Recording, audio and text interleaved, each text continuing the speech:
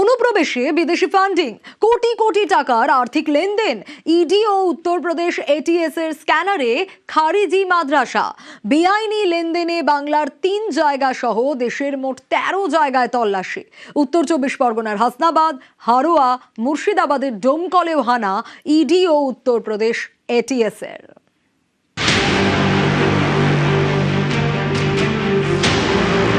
Terror ফান্ডিংয়ে বিদেশি বিনিয়োগ, কোটি কোটি টাকার আর্থিক লেনদেন, রোহিঙ্গা বাংলাদেশিদের ভারতে অনুপ্রবেশ করিয়ে জাল নথি তৈরি, ইডি এবং উত্তরপ্রদেশ এটিএস এর স্ক্যানারে রাজ্যের একাধিক খারিজি মাদ্রাসা।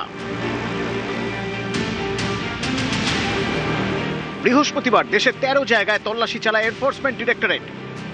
তদন্তকারী সংস্থা জানতে পেরেছে, নেপাল থেকে টাকা ঢুকেছে উত্তর 24 পরগনার একাধিক খারিজি মাদ্রাসায়।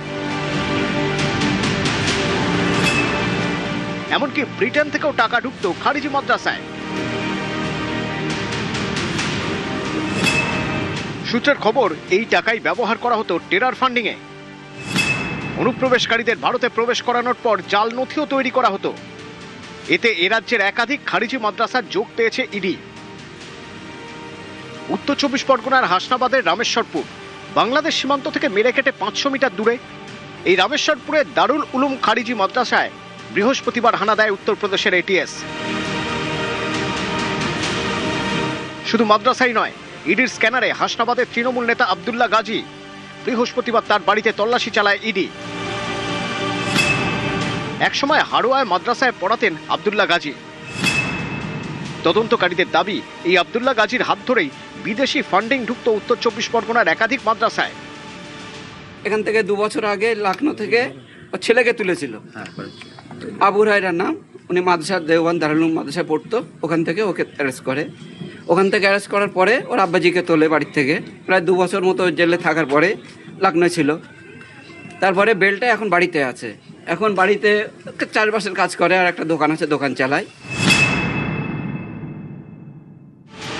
উত্তর 24 পরগনার হারোয়ার কালিকাপুর, ভারত বাংলাদেশ ঘোজাডাঙ্গা সীমান্ত থেকে ঘণ্টাখানেকের দূরত্ব।